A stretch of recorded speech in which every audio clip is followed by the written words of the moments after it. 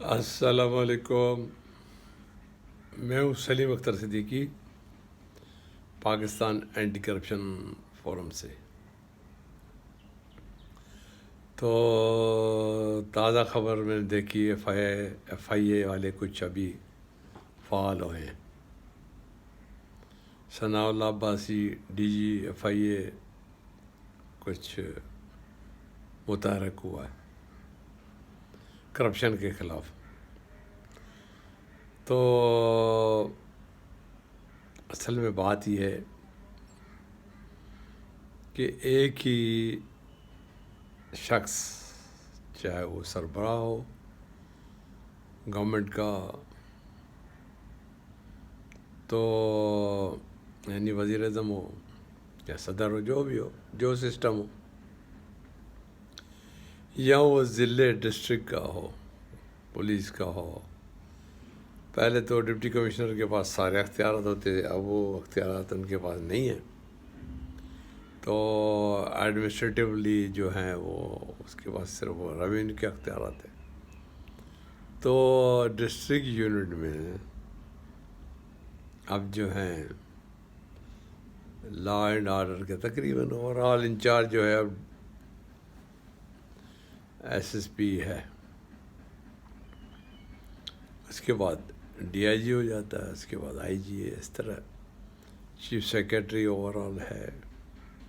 باقی سیکرٹریز اپنے اپنے محکمے کے ہوتے ہیں. تو اور باقی آرگنائزیشنز جو ہیں ان کے بھی ایک اس طرح لیڈرشپ ہے، سربراہ ہے.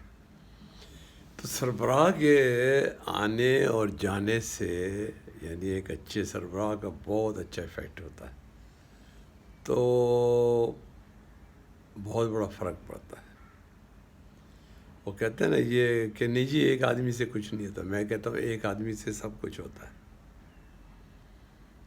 ایک آدمی جو ہے وہ لیڈر کہلاتا ہے. لیڈر کدھر بھی ہو وہ لیڈر ہوتا ہے. اور ایک ہی آدمی دنیا بدل دیتا ہے. تو ایک ہی آدمی سے سب کچھ ہوتا ہے. تو میرا اپنا تجربہ ہے کہ ایک آدمی چینج کر دیتا ہے ہر چیز، اور اسی سے ہر چیز کنٹرول ہو جاتی ہے. تو اسی طرح اگر سربراہ اچھا آیا، چاہے وہ نیب ہو، چاہے وہ ایف آئی اے ہو، چاہے وہ کوئی بھی آرگنائزیشن ہو، صوبائی سطح ہو، مرکزی فیڈرل اس پہ ہو، انکم ٹیکس کا سربراہ ہو، ایف بی آر کا، کسٹم کا چیف ہو، کمشنر انکم ٹیکس ہو، کسٹم کلیکٹر ہو، تو وہ جہاں جہاں ہیڈز آپ نے اچھے چن کے لگائے ایماندار، تو وہ چینج کر دیں گے. بہت بڑی ویزیبل چینج اس طرح آتی ہے. اور ایک ہی آدمی تقدیر بدل دیتا ہے. تو ایف آئی اے کے فعال ہونے سے میں نے دیکھا اس نے ایک کام کیا ہے. تو یہ شہباز شریف کے بیٹے والا کیس، ڈرتا نہیں کسی سے. تو باقی ہے کہ بہت سارے چوروں کی لائن لگی پڑی ہے کہ نیب نہیں کرتی، اور انہوں نے تو الٹا بیک فائر کیا. نیب نے بیک فائر کیا ہے، اور پاکستان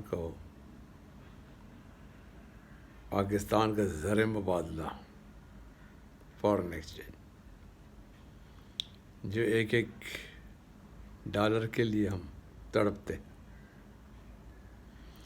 ایک پاؤنڈ کے لیے تڑپتے، وہ اٹھا کے 52 ملین پاؤنڈز فائن کرا دیا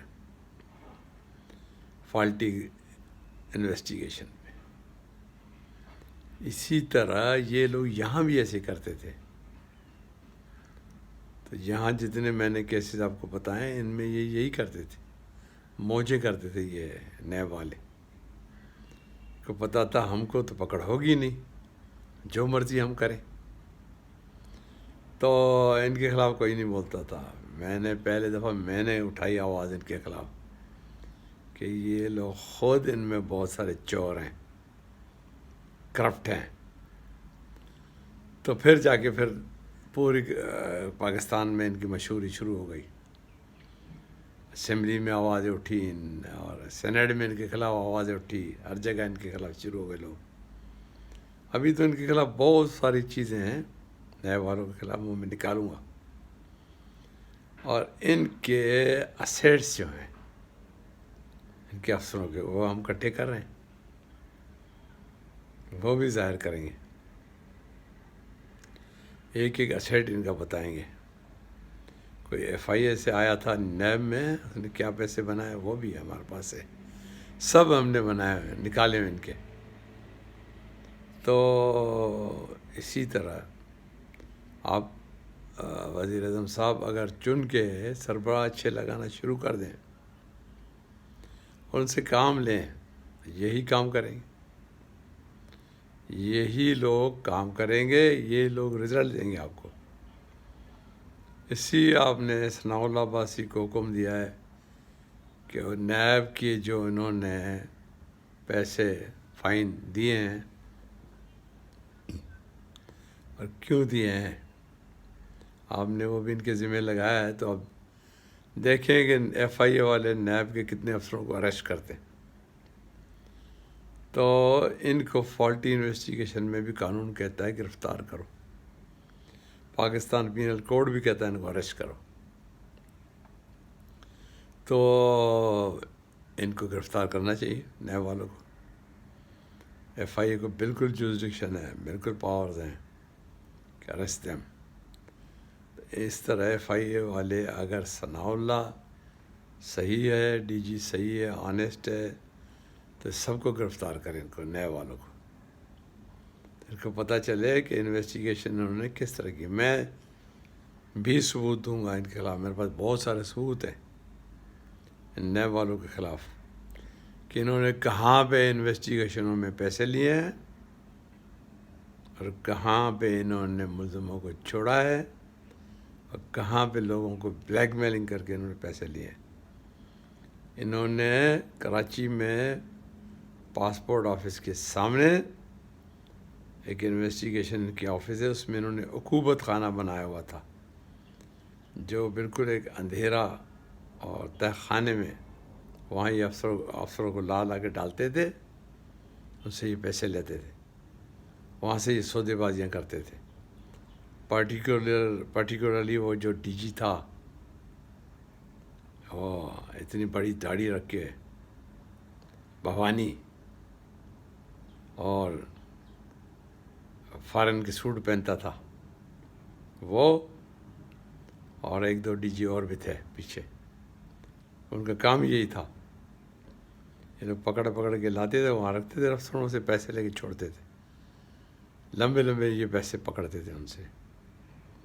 تو وہ بھی میرے جو ہیں چیتے، وہ لگے ہوئے اس کام پہ، وہ بھی لے آئیں گے ان کا سارا نکال کے، ڈی ایچ اے سے بھی پراپرٹیز لے آئیں گے، ان کی شہر سے بھی لے آئیں گے، کے ڈی آئی سے بھی لے آئیں گے، اسلام آباد سے بھی لے آئیں گے، دوسرے شہروں میں جو بنائی ہوئی ہیں۔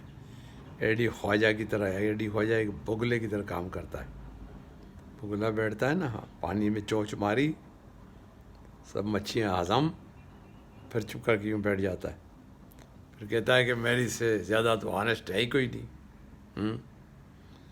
تو دوسرا وہ بگلا سلطان خواجہ، اس کا پیٹرول پمپ ہم نے بتایا تو وہ رکھ کے بیٹھے ہیں، تو اس کے خلاف کوئی کارروائی نہیں ہے، حالانکہ سندھ ہائی کورٹ نے حکم دیا ہے چیف جسٹس صاحب نے، تو اس کے خلاف بھی کوئی کارروائی نہیں ہے۔ وہ آیا تھا یہاں پوسٹنگ لینے سندھ میں، خیر یہاں اس کو پوسٹنگ نہیں ملی، نہیں انشاءاللہ اس کو لینے دیں گے سلطان خواجہ کو، اور ان کو توڑ پہ دونوں کو پہنچاؤں گا میں، سلطان کو بھی، اے ڈی خواجہ کو بھی، پتہ تو پڑے گا کس کے سامنے یہ آئے ہیں، اور مجھے ان کی ہر چیز، ایک ایک چیز کا پتہ ہے. یہ جو اے ڈی نے بنگلہ بنایا ہوا ہے یہ کراچی میں خواجہ جمال خانے کے سامنے باتھائی لینڈ میں، ہم سے کوئی چیز کی چھپی ہوئی نہیں ہے. سیکشن افسر سے لے کے اس کی انڈکشن پولیس میں مجھے ہر چیز کا پتہ ہے. ٹائم پہ میں ان کے نکالوں گا سب. تو انشاءاللہ تعالیٰ ویل ڈن ثناء اللہ، اور اپنا کام کریں، ان کو پکڑیں، باقیوں کو بھی. انشاءاللہ تعالیٰ پھر ملیں گے. اللہ حافظ.